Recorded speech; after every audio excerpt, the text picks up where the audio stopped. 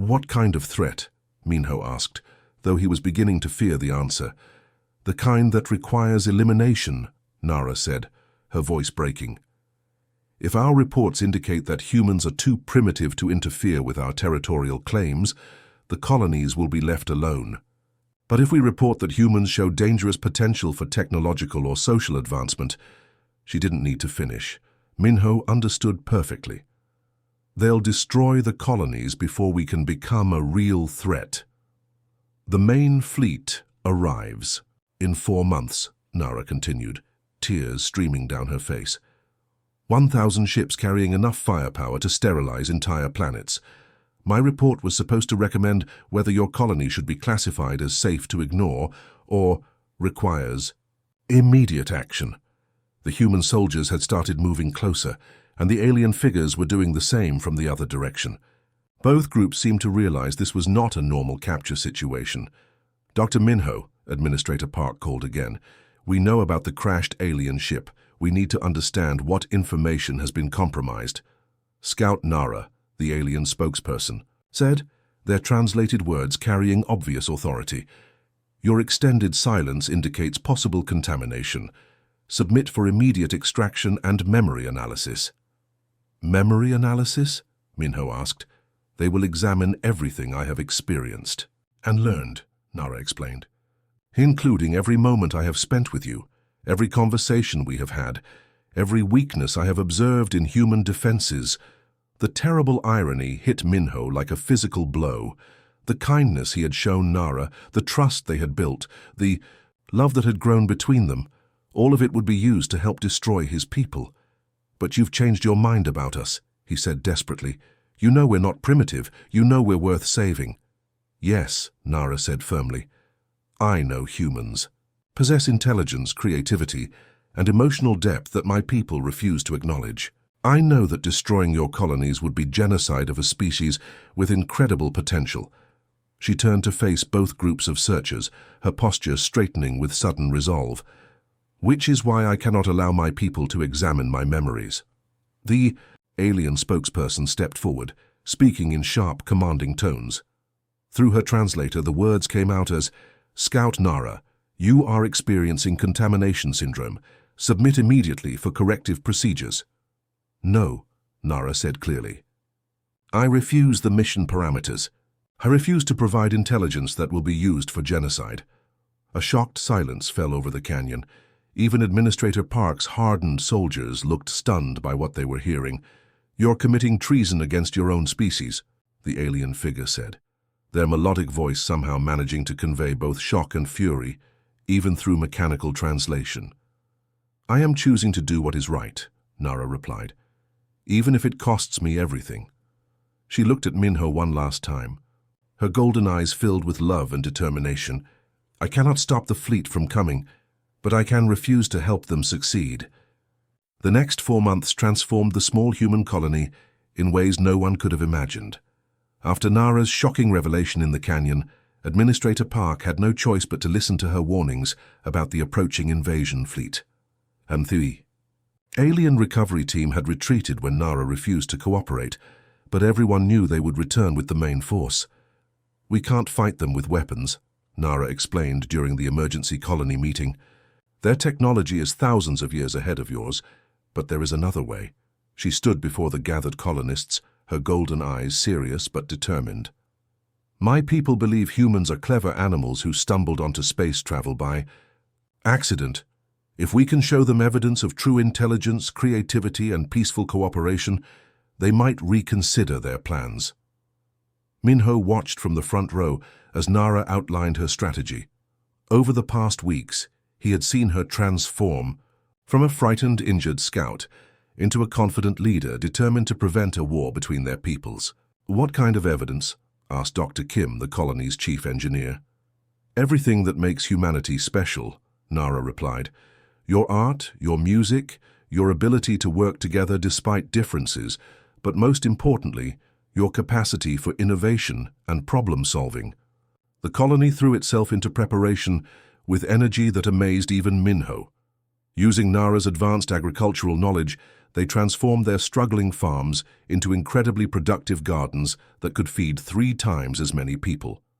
Artists worked day and night creating sculptures and paintings that showcased human creativity. Musicians composed pieces that blended human melodies with the harmonic techniques Nara had taught them, but the most impressive project was the new communication array that combined human engineering with principles Nara explained from her people's technology. It couldn't match alien capabilities, but it demonstrated that humans could understand and adapt advanced concepts rather than just copying them. "Look at this," Minho said one evening as they tested the array. "6 weeks ago, our engineers had never seen technology like yours. Now they're building improvements you didn't even think of." Nara smiled, watching human technicians work alongside her to calibrate the strange hybrid device. "This is exactly what my people need to see. Not weapons or defenses, but proof that humans can be partners instead of threats." The night before the fleet's arrival, Minho and Nara stood together on the observation deck of the new communication center. The colony spread out below them, its lights twinkling like earthbound stars. Everything they had worked for would be tested in the coming hours. "Are you afraid?" Minho asked softly. "Terrified," Nara admitted. "If this doesn't work, my people will destroy everything we've built here, and they'll make sure I never see you again." "It will work," Minho said firmly. "Look what we've accomplished together in just 4 months. How can they see all this and still think humans aren't worth preserving?" The alien fleet arrived with the dawn, their 1,000 ships blocking out the morning sun like a metallic eclipse. But instead of immediate attack, they received something unprecedented, a carefully crafted message broadcast on frequencies that Nara had taught the humans to use. "Welcome to Kepler 442c," Administrator Park's voice echoed across space in both human languages and Nara's musical tones. "We invite you to witness what your scout has helped us achieve."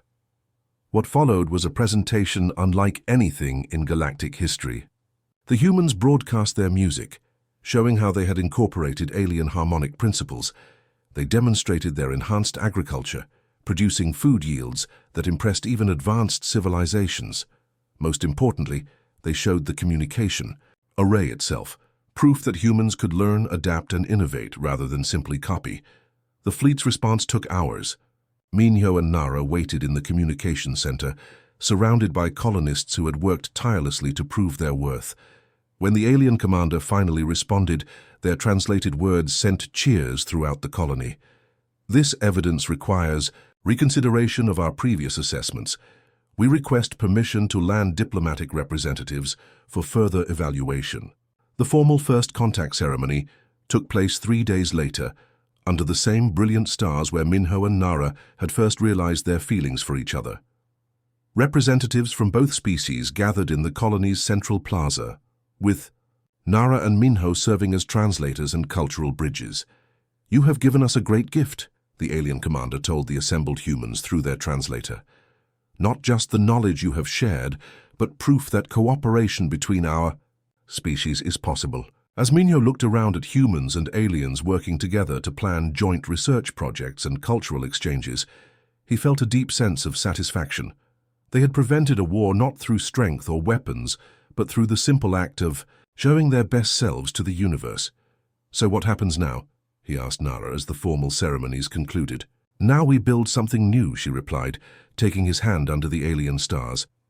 "A future that belongs to both our peoples, one discovery at a time." Above them, the stars shone with the same brilliance they had shown that first night, when 2 lonely souls from different worlds had found each other. But now they illuminated not just a love story, but the beginning of a new chapter in galactic history. Son meant, at worst they might consider his actions treason, especially if they learned about Nara's true mission. "They'll probably arrest me," he said simply. "But that doesn't matter now. What matters is stopping whatever your people are planning." Nara looked at him with amazement. "Even knowing the danger to yourself, you still want to help?" "Of course," Minho said, surprised she would even ask. "These are our homes, our families. But more than that." He reached out and gently touched her hand. "I care what happens to you. I can't let you go back to face punishment for changing your mind about us. The first military vehicles were visible now, less than 5 minutes away. Above them, the alien ships had begun extending what looked like landing gear. Time was running out, and soon both Nara and Minho would have to face the consequences of the impossible bond they had formed under the alien stars. There might be another way, Nara said suddenly, gripping his hand tighter. But it would mean running from both our peoples. Are you willing to risk everything for someone like me?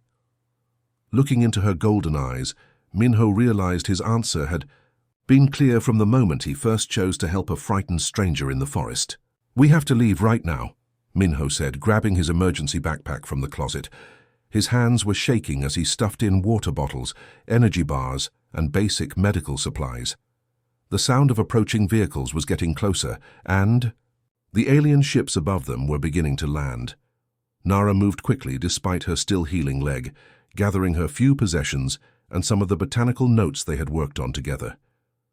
There is a canyon system about 15 kilometers north, she said, her translator working rapidly. My ship's sensors mapped it before the crash.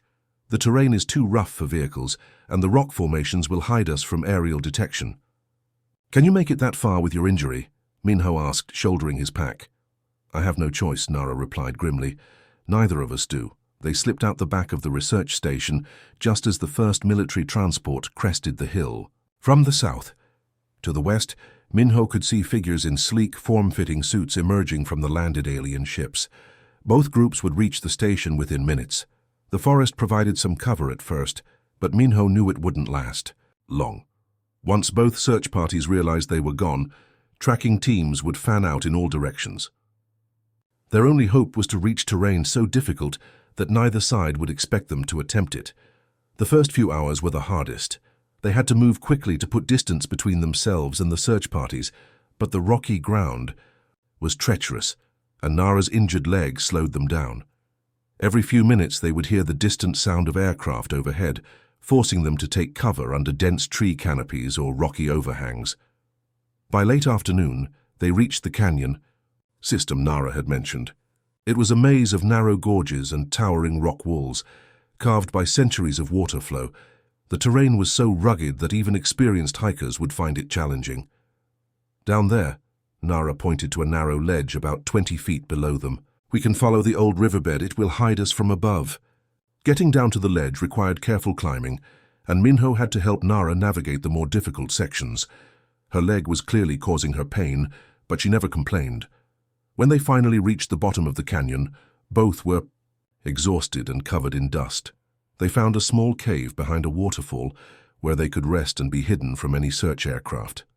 As night fell, they ate a simple meal of energy bars and water, listening to the sound of the falling water and watching for any signs of pursuit. Are you sorry you came with me? Nara asked quietly as they settled down for the night. Her golden eyes reflected the last light of sunset filtering through the cave entrance. No, Minho said without hesitation. I've never been more sure of anything in my life. What about you? You're giving up everything you've ever known. Nara was quiet. For a long moment, staring out at the stars beginning to appear in the narrow strip of sky visible above the canyon. My whole life I have felt like I was playing a role that did not fit me, going through the motions of being what my society expected, but never feeling truly alive. These past days with you, this is the first time I have felt like myself. They moved closer together, sharing warmth in the cool night air. Out here in the wilderness, far from both their peoples, the barriers between them seemed to dissolve completely. Tell me about your dreams, Minho said softly. What did you want to be before you became a scout? I wanted to be a teacher, Nara admitted, to share knowledge between different worlds, to help beings understand each other instead of fearing each other. But in my society, such roles are assigned based on bloodline, not desire. That's what you're doing now, Minho pointed out. Teaching me about your agriculture techniques, learning about our art and music. You're building bridges between our peoples. Nara smiled, the first truly happy expression he had seen from her. And you? What dreams did you put aside to become a botanist? I always wanted to explore, Minho said, to see new worlds, meet new species, discover things no human had ever seen before. I thought I'd have to settle for studying plants on one remote planet. I never imagined I'd meet someone like you. Above them, the alien stars blazed in their full glory, no longer seeming cold and distant, but warm and welcoming. In the safety of their hidden cave, with the sound of water falling nearby, they felt more connected to each other than either had ever felt to their own species. "Do you think we could really build something together?" Nara asked, her voice barely above a whisper. "A life that belongs to neither of our worlds but to both?" "I think we already have," Minho replied, gently taking her hand. "The question is whether we can survive long enough to show others that it's possible." They fell asleep, holding each. The other two refugees from different worlds who had found in each other something worth risking everything for. Tomorrow would bring new dangers, but tonight, under the brilliant alien stars, they were exactly where they belonged. 3 days of running through the canyon wilderness came to an end when they heard the voices echoing off the rock walls. Minho and Nara had been following what seemed like an abandoned animal trail when the sounds reached them from both directions. Human voices calling from the south, and strange melodic tones that could only be Nara's people approaching from the north. "We're trapped," Minho said quietly, looking around the narrow canyon for any possible escape route. The walls rose straight up for hundreds of feet on both sides, and the path ahead disappeared around a bend, where both search parties would likely converge. Nara's face had gone pale, her golden eyes wide with something that looked like terror. "Minho, before they find us, there is something I must tell you, something I should have said days ago." The voices were getting closer now. Minho could make out Administrator Park's stern tone giving orders to his search team, while from the other direction came the complex harmonies of alien communication that he couldn't understand. "Whatever it is, we'll face it together," Minho said, taking her hand. "No," Nara said, pulling away from him. "You do not understand. When my people debrief me, when they learn what I have discovered about human capabilities and weaknesses, they are not just gathering information for future trade or diplomacy." The first human soldiers appeared around the southern bend, their weapons drawn but not aimed. Behind them, Administrator Park's face was grim with official disapproval. From the north, 3 tall figures in flowing robes approached with the fluid grace Minho had come to associate with Nara's species. "Dr. Minho," Park called out, his voice echoing off the canyon walls. "Step away from the alien and surrender yourself for debriefing." At the same time, one of the robed figures spoke, in those melodic tones, and Nara's translator crackled to life. "Scout Nara, you will return immediately for mission completion and reassignment." But Nara ignored both groups, turning to face Minho with desperation written across her features. "Listen to me," she said urgently. "My people sent a scouting fleet of 50 ships to evaluate 12 different human colonies. Each scout was given the same mission: determine whether humans pose a threat to our expansion plans." Looking directly into his eyes, "You saved my life. You showed kindness to a stranger. In my world, this would be unusual." "Why?" Minho asked, genuinely curious. "Don't your people help each other?" Nara was quiet for a moment, seemingly struggling with how to explain. "My people believe strength is most important. Helping someone weak is as not valued. You should have left me to die, that would be logical." "That's horrible," Minho said without thinking, then immediately worried he had offended her. But Nara nodded sadly. "I'm beginning to think so too," she admitted. "Being here with you has shown me things I never understood before." As they talked more, Minho learned that Nara came from a society where everyone had a specific role assigned at birth. She was a scout, meant to gather information and report back without forming attachments or showing emotions. Personal relationships were discouraged because they interfered with duty. "I have always felt different," she confessed as they sat outside that evening, looking up at the night sky. "Other members of my caste perform their duties without question. But I always wondered about the beings we observe. I wanted to understand them, not just catalogue them."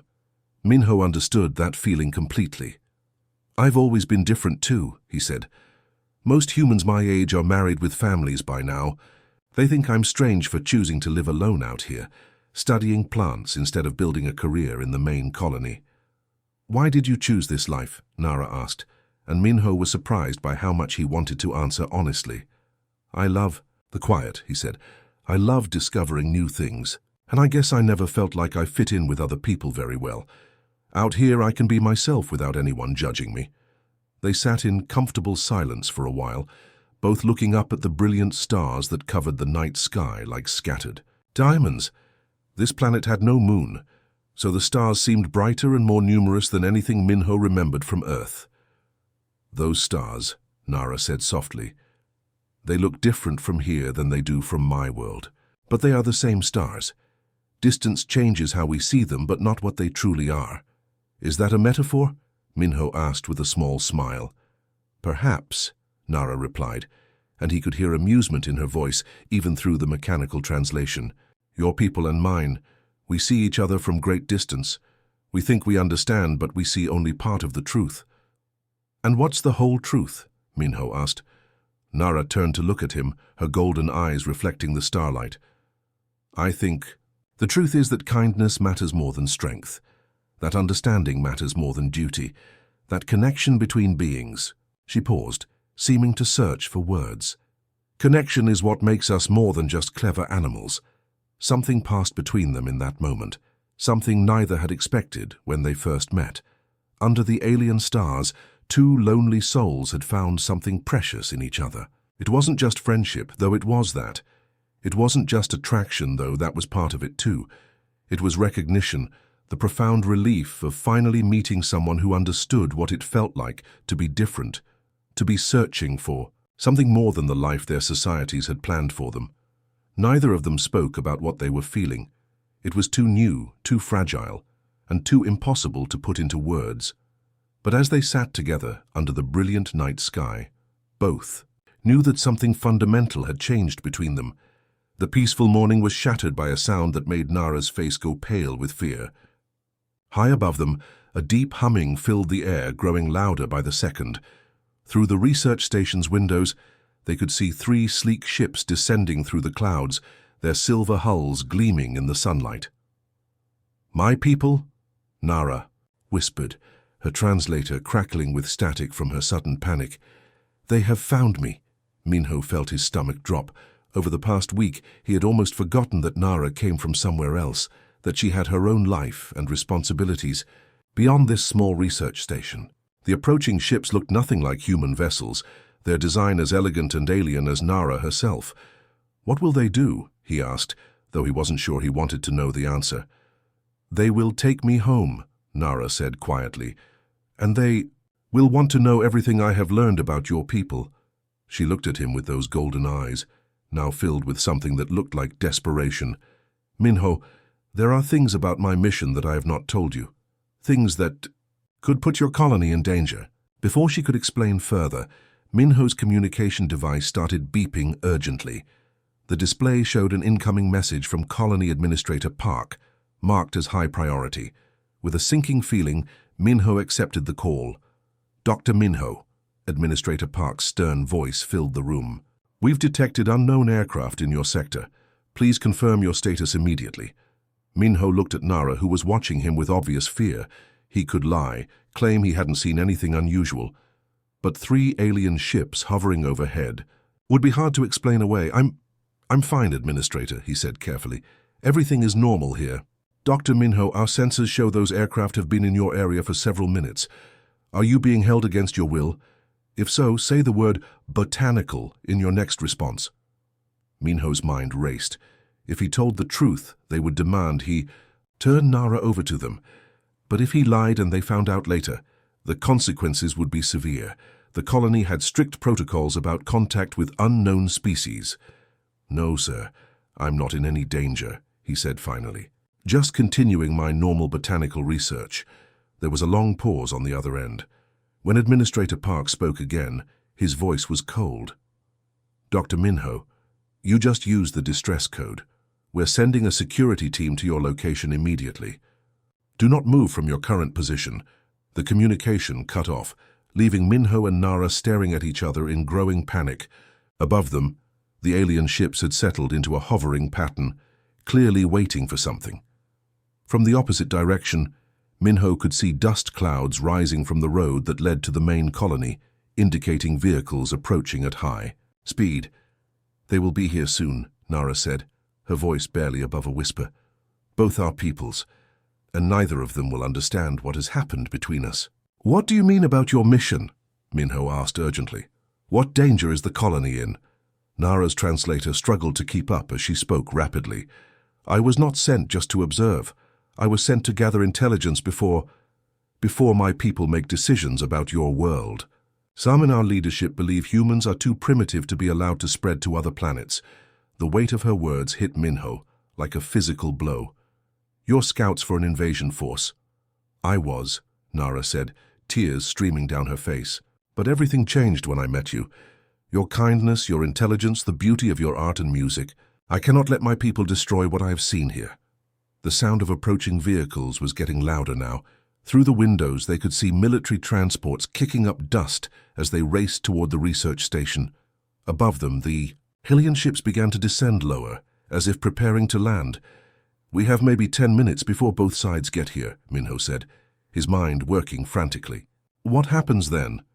"My people will take me back for debriefing. They will learn everything I know about human capabilities and weaknesses. And your people." Nara looked toward the approaching dust clouds. "What will they do to you for hiding?" "Me?" Minho thought about Colony Administrator Park's cold voice, about the strict protocols for first contact situations. At best, he would face court-martial and impri. Tai was trying to do. He sat down slowly and showed her each item. First the antiseptic, which he dabbed on a small scratch on his own hand to demonstrate it wouldn't hurt. Then the bandages, which he wrapped around his finger to show their purpose. Nara watched intently, those large golden eyes following his every movement.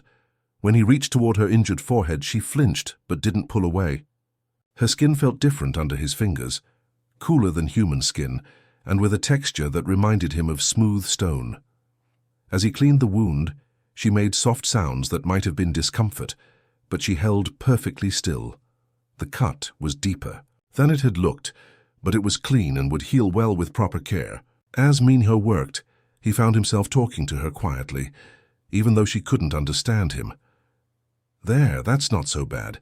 You're being very brave. This might sting a little, but it'll help prevent infection." Something about his gentle tone seemed to calm her. Her rigid posture gradually relaxed, and the wariness in her eyes began to fade. When he finished bandaging her head, she touched the clean white gauze carefully, then looked at him with what might have been gratitude. The injured leg was trickier.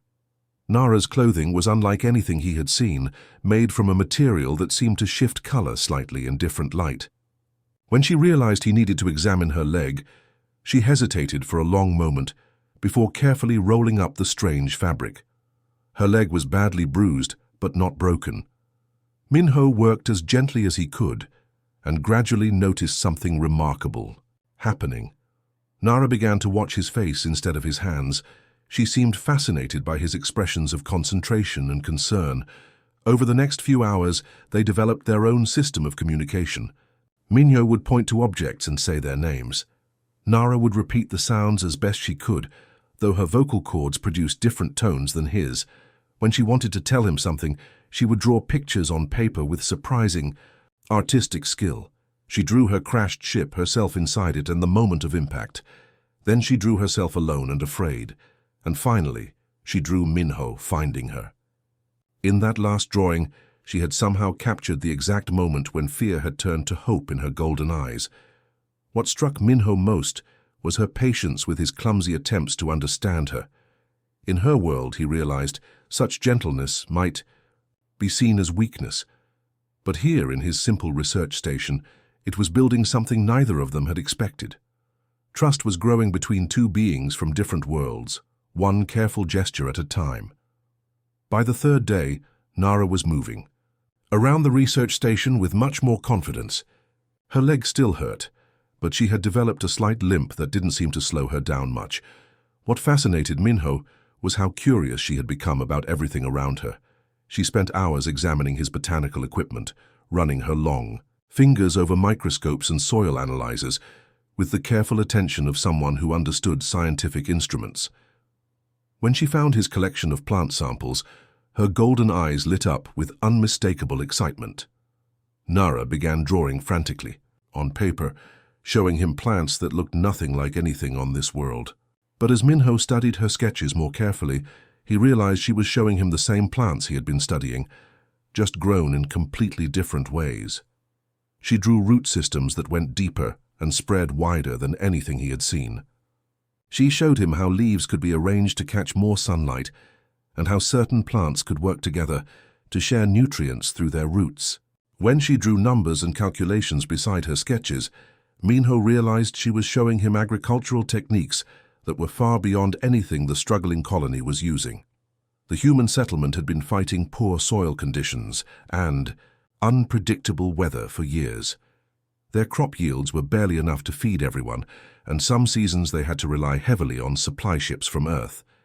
But Nara's drawings suggested ways to triple their food production using the same land. When Minho showed his excitement and understanding, Nara made those melodic sounds that he was beginning to recognize as pleasure. She seemed genuinely happy that he grasped what she was trying to teach him. In return, Minho began sharing human knowledge with her. He showed her books, which seemed to puzzle her at first. Her people apparently stored information differently. But when he opened a book of photographs showing art from Earth, her reaction was extraordinary. Nara stared at paintings and sculptures with the same intensity she had shown his scientific equipment. She traced the outlines of faces in portraits with one finger, making soft sounds that conveyed something like wonder. When she saw a photograph of the Sistine Chapel ceiling, she actually gasped, a sound that needed no translation. But it was music that truly amazed her. When Minho played classical music on his small speaker system, Nara became completely still, her head tilted as if she was hearing something impossible. The complex harmonies seemed to affect her in ways that her own musical language didn't. She began trying to hum along with the melodies, though her voice created overtones and harmonics that made the music sound completely different. When a particularly emotional piece played, tears appeared in her golden eyes, though they were clear instead of salty like human tears. "You feel it too," Minho said softly, watching her reaction to a violin concerto. "Music speaks to something deeper than words, doesn't it?" Even though she couldn't understand his words, something in his tone made her look at him directly. For a moment, they simply shared the experience of beauty together, two different species finding common ground in art and emotion.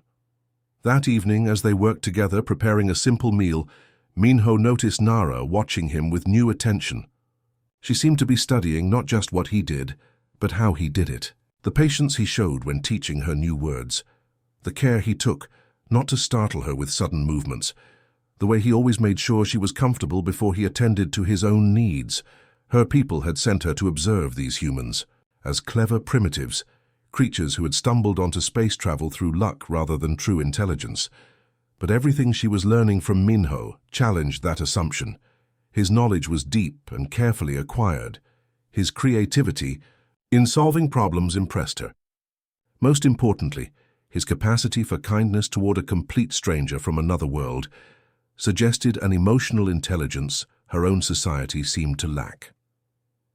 Late that night, as Minho slept, Nara sat by the window looking up at the stars. For the first time, she found herself wondering if her mission had been based on a fundamental misunderstanding about what made a species truly advanced. On the fifth morning, something wonderful happened. Nara woke up touching the small crystal device on her collar, and suddenly it flickered to life with a soft blue glow.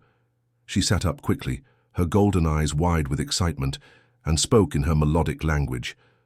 But this time, a mechanical voice followed her words. "Device. Partially.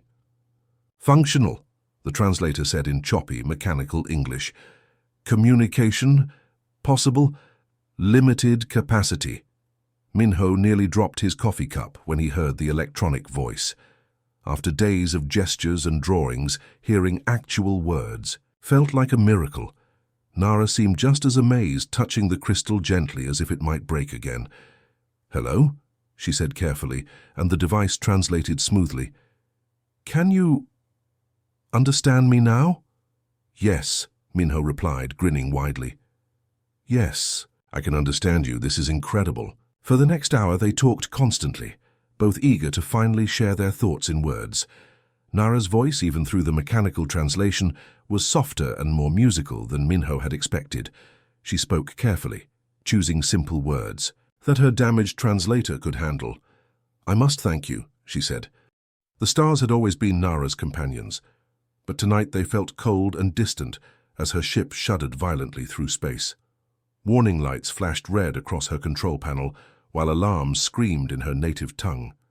She pressed her slender fingers against the smooth console, trying desperately to stabilize the failing engines.